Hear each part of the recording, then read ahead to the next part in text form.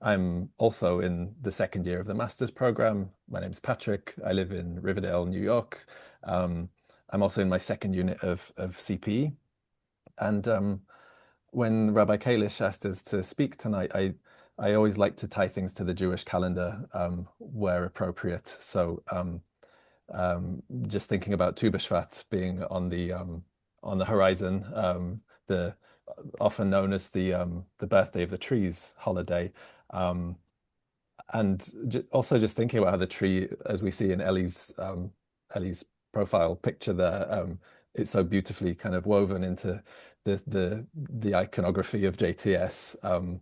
It feels appropriate to use some tree symbolism as I talk about my journey to the master's program, spiritual care and counseling. Like many trees, I was planted far from where I now stand.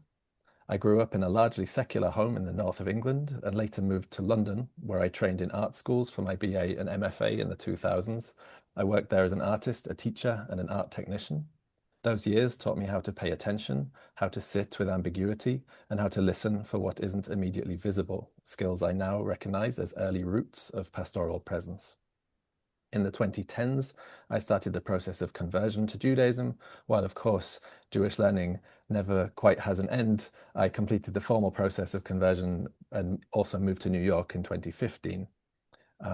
Soon after that, I joined a fellowship at Yeshivat Hadar, where one of the most formative parts was visiting the new Jewish home, where I'm currently a CPE student now, showing up regularly for one person once a week, really with the encouragement not to fix or solve anything, but just to visit and be there for that person, planted the first real seed of chaplaincy for me.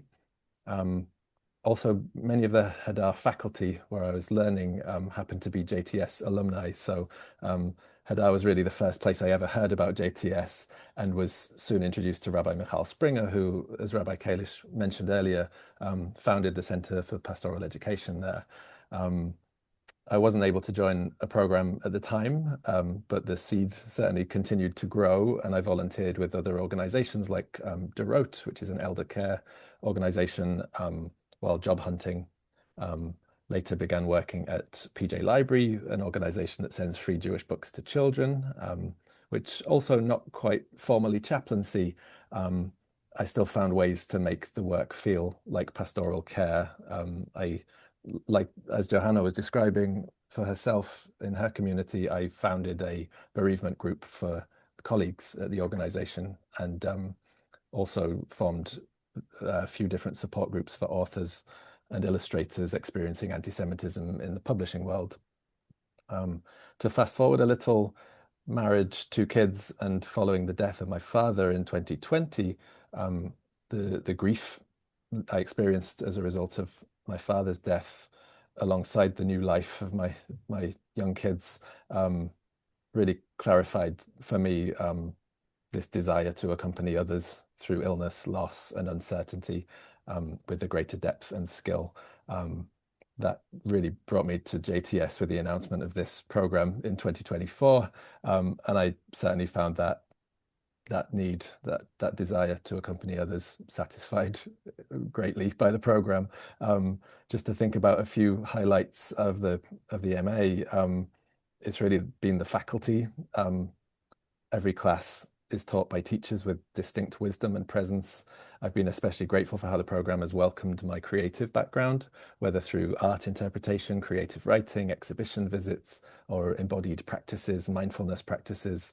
One of the first courses I took, the first classes, was art, music, and texts of healing, which really felt like, to continue this metaphor, like home soil for me, while there were classes that integrated spiritual care and mental health with Rabbi Jury, as Johanna also mentioned, which actually brought in this incredible experience of role play, like supervised practice of chaplaincy in a role play setting, which is just something that was truly invaluable experience. Um, um, on top of that, just learning alongside other students from other faith traditions and also people who practice Judaism differently from myself, really reminded me that growth requires stretching and compromise.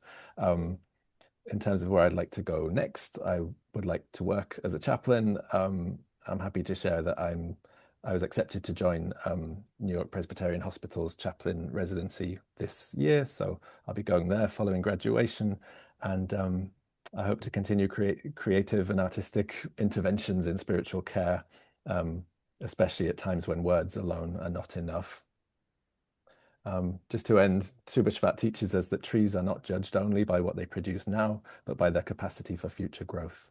This MA has not made me a finished tree, but it has deepened my roots, deeply strengthened my network of chaplaincy branches, and reminded me that growth, like healing, is never complete. Thank you very much.